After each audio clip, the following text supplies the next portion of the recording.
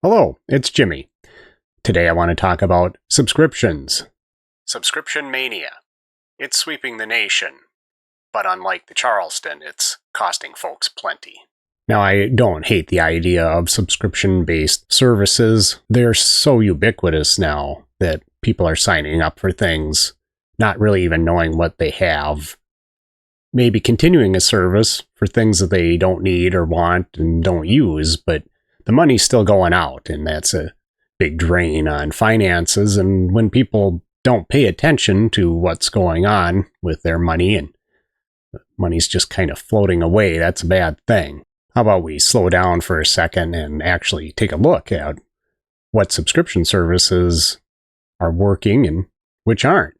And it's going to vary for everybody. Everybody's got different wants and needs, and certain subscription services make sense, but where they don't, that's where people need to make a decision. Streaming video services is one that comes to mind.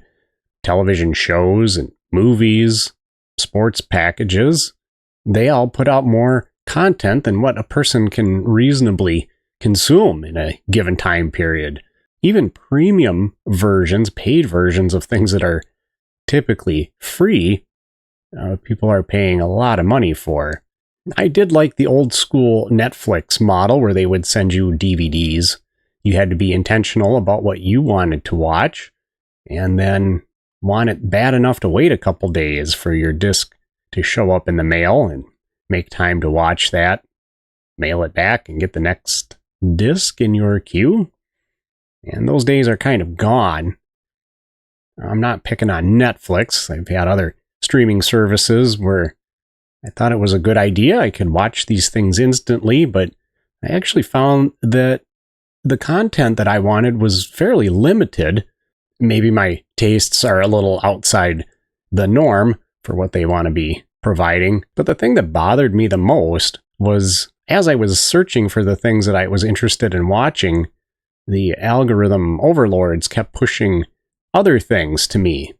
A lot of content that had a particular agenda that didn't really jive with the way I think. Now, I'm all for learning new things and learning about different aspects of life and different folks' lives and maybe how they think and operate, but I do have boundaries. I have a line that just can't be crossed, and over these streaming services kept crossing that line. I just stopped paying for them and got rid of them and really haven't missed it since. I think a lot of people don't even stop to think about, like, what are your own boundaries? I mean, what kind of content do you not want to have pushed into your home? You can say no. You have the ultimate authority on consent as to what goes into your mind. Not only does your money get sucked away every month, but you get garbage in return. So it's worth taking a peek at what streaming services you're paying for, and are you deriving value out of it? Aside from streaming services, there are some subscriptions where you get a tangible item. There are some food delivery boxes, and I guess I call them mystery boxes, perhaps clothing or even cat toys. 3D printed miniatures is one that I had a subscription to for a time. It's nice to actually get something that you can hold in your hands at the delivery of your subscription, but you do still have to decide, is it efficacious to get that, or am I just getting the box because I forgot to unsubscribe last month and I said I'd stop, but dang it, forgot to do it again. It's all about just being intentional. Like many things in our culture, it's taken to excess. We even have subscription services that will scrub your life for extraneous and duplicate subscription services. It's like the old adage, it takes money to save money. No, it takes money to make money. Well, here you're paying money to save money by doing something you should just be doing on your own anyway. A couple years ago, I went through all of the subscription-based services and products that I was getting and actually weighed the value that I was getting from that subscription and just made some decisions about what was really important to me, what was worth the money and what was not. Now, I already said I dropped some of these streaming video services. They certainly weren't meeting my standards anymore, but like the 3D printed miniature box that I was getting, I rather enjoyed. I think it was a clever idea and I liked the product.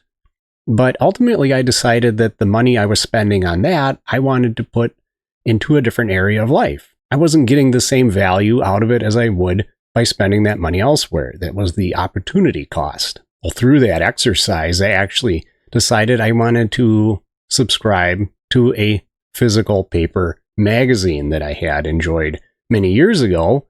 And as I was reevaluating my subscriptions in my life, I said, I actually get a lot of value from this magazine. It's high quality and I enjoy the content of it. So I did pick one subscription up, but I did drop a bunch of others. Speaking of magazine subscriptions, I discovered that our local library has partnered with a service called Libby. It's completely free, and they have a magazine rack that is full of many popular magazines and some obscure ones. And it's, like I said, completely free. So we can get magazines delivered right to our iPads and other electronic machines. And that's a nice, convenient way and cheap way to still see and read some of the magazines that we like and not have to pay for it and have paper copies sitting around that we need to recycle and deal with that way. So here's my practical tip to you. Take a look at your subscriptions and see, do you get the value that you are expecting out of them? Do you have subscriptions to things you didn't know that you had subscriptions to?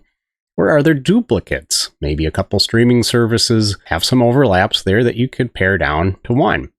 An easy thing to do is just go ahead and start canceling those subscriptions. You can always pick them up later, but chances are if you just start unsubscribing from a bunch of that stuff, you'll realize you don't need them and you probably won't resubscribe.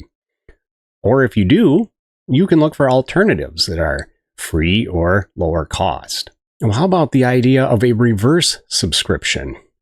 And what do I mean by that? Well, why don't you start subscribing to a retirement account?